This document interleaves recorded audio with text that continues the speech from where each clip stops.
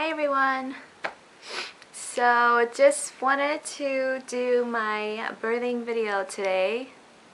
As you saw in the last video, I was in the hospital and I was admitted and I stayed and I had my baby. Today is, well, tomorrow will be a week, and oh my gosh, it has been crazy. Well, not really crazy, but just I'm tired. I finally caught up to my sleep today on Monday. I had her on Tuesday. We went home on Thursday. And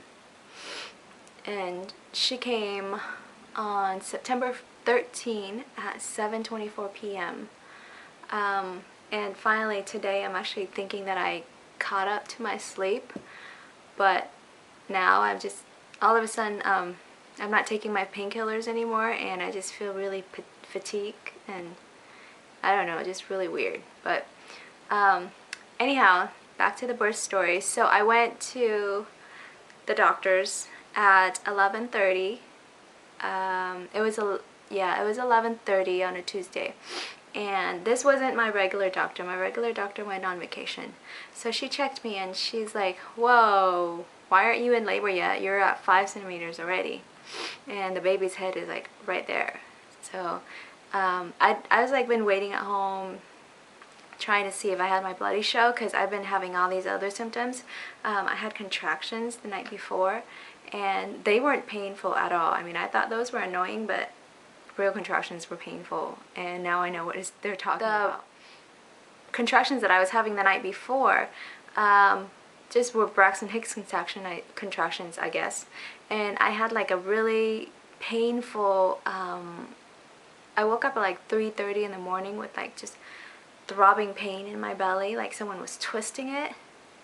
And that went on for about like 2 to 3 hours. And I thought, you know, it was something like going into labor or whatever, and I kept on checking to see if there was a bloody show, because that's what happened with my daughter the last time, my previous pregnancy, and there wasn't. And then so 6 o'clock came and I said, okay, well, I'm going to try to go back to sleep and see, because I have a doctor's appointment in the morning already anyways. I didn't want to have to call them and have them, you know, have me come into labor and delivery again and, you know, false alarm and all that stuff. So I went to sleep and I woke up and it was gone. That pain was gone. I felt like normally fine. I felt like perfectly fine. But I've been having that pressure pain, like really low pressure pain and pressure on the rectum the whole week. So I knew that the baby was low already, but I just didn't know how low she was. So I was excited to go get my cervix checked to see if it's dilated any. And so when I went in, this doctor, she was just taking over for my midwife that was on vacation. And she was really harsh on her checking. I mean, like, it was painful. And part of me believed that that is the cause to my labor, like it helped started my labor so quickly, was because she was kind of rough. Like, not kind of rough, really rough. But she's like, well, here's this, you know, the cervix is at 5, let me check a little bit more. So she put her hand like way in there and she said, oh, I can feel the baby's head. And so that was on the 9/13 at like 11:30. And then I said, well, is it possible that the baby can come tomorrow? I was just, you know, jokingly saying that with her because the day after is my birthday. And so she said, yeah, that's fine. You know, if you don't go into labor on your own today, come in tomorrow at 7 and I'll break your water and see if you go into labor. I mean, and have you go into labor because you're ready. And also I was, my GBS test was positive, so I have to have antibiotics when I was, you know, before I gave birth. So that's the reason why she suggested that I came in and that, you know, there was enough time before labor for her to give me the 2 doses. So they give you 2 doses of penicillin before you deliver. So I was like, okay, yay, you know, I'm gonna have my baby tomorrow, like 4 weeks early, because my last baby was 5 weeks early. So I called my husband. I was like, oh, you know, we're gonna have the baby tomorrow for sure, regardless. And he's like, did you plan this? Did you plan this to be on your birthday? I was like, no, that's not what I planned, you know, but hey, if it works, right? And so I went on my business. I had my daughter with me, and we went, you know, to a couple stores, and I started having really bad pain contractions, like painful contractions. And I knew those were the contractions that were totally different from the Braxton Hicks contractions. And so I told my friends, and they're like, what are you doing driving around? Is, you know, you're at 5. People can get from 5 to 10 in like 2 hours. I was like, are you kidding me? So I called back the doctor, because she said, if, you know, if you start getting contractions tonight, then just go into labor and delivery. Don't even bother calling. But I've heard other people saying that, oh, you can get contractions after your doctor checks you, and you know, you bleed, because there was a bloody show on her hand when she checked me. So I called back, and the nurses was saying, well, if the doctor told you to go in if you have contractions, then go in. And I was really hesitant, because I was thinking again, like, oh, I'm going to go in tomorrow anyways. But my friend convinced me to go in, and the contractions were getting like more and more painful, and I was driving the whole time and, you know, walking around, so I didn't time how often they were happening. Actually, throughout the whole labor, I didn't time how often my contractions were happening. So I went home, and I dropped off my daughter at my mother-in-law, and I drove straight to the hospital all by myself, because my husband was still at work. And, you know, he's not planning on having this baby until like October. Yeah, so I didn't even tell him that I was going into labor and delivery. I just kind of waited to see what was going on. So the nurse checked me, and she's like, well, yeah, you're the same this morning when the doctor checked you. But you are having contractions, so we'll watch you for an hour. So I got there at 1:30. She, you know, put me on the monitor and watched me for about an hour. Around 2:30-ish, like 2:45, she checked me again. And she says, well, you're not changing at all. Your cervix is still the same. But I was like, but I'm having a lot of painful contractions, and they're annoying. They're really painful. And she's like, well, let me talk to the doctor and see what's going on. Do you want to go home and get things done, or, you know, do anything else? And I was like, no, I have my bag packed, and I'm here, and I'm not leaving without this baby. And so she's like, okay, I don't know what to do with you, you know, let me go see. And the doctor already knew that she was gonna have me, you know, have me give birth either today or tomorrow. She didn't want to hold out, because she didn't want me to get infection. Infection, and transfer it to the baby. And so, since my cervix was already opened. And so the doctor's like, yeah, give her some therapeutic, you know, to go get through this and see if she wakes up in labor. So they gave me pain pills, and these pain pills, I don't remember the name of it. It made me so drowsy, like right away, just like that, like right when she put it in, like I was like, oh, what is that? And it helped with the pain a little bit, but it just made me more dizzy than anything. And so that was around 3:30 is when she gave me the pills. And then 4:30, I woke up, and I called her in. I was like, I'm having really bad pain, like where I was like shaking and crying. And I was like, can you check me? And so she checked me, and I was at a 6 to a 7. That was an hour later. And then she's like, oh, yep, you're in labor. I believe you now. And because at first she's like, well, you don't look like you're in labor, because I was holding my pain really well. And so like by the time she came in, like around 4:30, I was like shaking. And she's like, yeah, that's the labor shake, you know. And I was crying through my contractions. My husband got off work around 4, I think also 4:30, and he came up, because he works in the same place, same hospital. So he came up, and he was just like sitting over there watching TV, and I'm like having really bad contractions over here. And he doesn't know, because, you know, he doesn't know like that I'm having that much of a pain, because I've been having contractions at home, and I was fine. So he didn't know how much pain I was in. So I literally like cried and yelled at him, like not yelled at him, but like snapped at him. I was like, I am in pain, and I was like crying through my contractions. Oh, hang on, the princess is awake. Sorry about that. Anyways, yeah, and so I asked her, I was like, so can I have my epi now? Because I don't want to be like dilated to a certain point where I can't have my epidural and I would totally die. She's like, yeah, you can have it. So at 5 o'clock, the anesthesiologist came in and gave me my epi, and I was having like the worst contraction when he was trying to put that in, and I don't know what I would do without the epidural. It was like amazing. It was like instant. Oh, he actually did something extra. It was like he said it was a special kind where it was this needle through another needle through the catheter that makes it act quicker, because I was already in so much pain and I was already dilated to a 6 or a 7.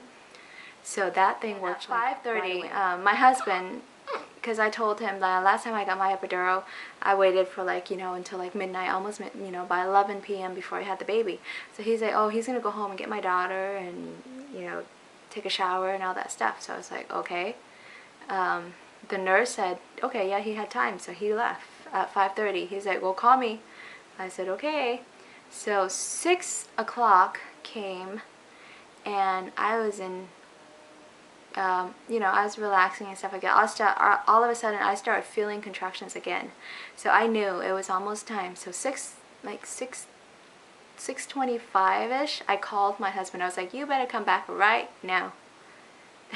And the nurse checked me, and she was like, yeah, you need to call your husband. And so I called him, and she was like, you're ready to go. You're ready to go if you're ready to push any time now. I was like, what? No, my husband's not here yet. So she's like, well, you could just wait out your contractions. So I was sitting there having contractions again from 6:30 all the way till 6:45. Oh, sorry. So I was having contractions from 6, from 6 o'clock on to until 6:45, and the doctor came in. She had her stuff, and she's like putting on her scrubs and everything. And then she's like, are we ready? And the nurse goes, no, the husband's not here yet. Let's wait for him. And my doctor said, do you want to wait? I was like, yeah, we can. And so she went out, and she did some paperwork. She came back in at 7 p.m. And she's like, well, where's your husband? Call him, because you're like right there. So I called him, and he's like, okay, I'm on my way, I'm almost there. That was 6:50. So 7 o'clock or 7:05 he came. And then one of my good friends, my best friend, she came to do video for me, because my family was all working at the time, and this, no one knew about it. And so she came, and he was like, well, she was just in front of me, so let's just wait for her too. So like, the doctors, it was really funny. She's like, all right, let's have a party here, let's might as well wait and have a party. And so she finally got there. It was at 7:10, and the doctor came. The doctor put her stuff on and everything, and 7:14 I started pushing.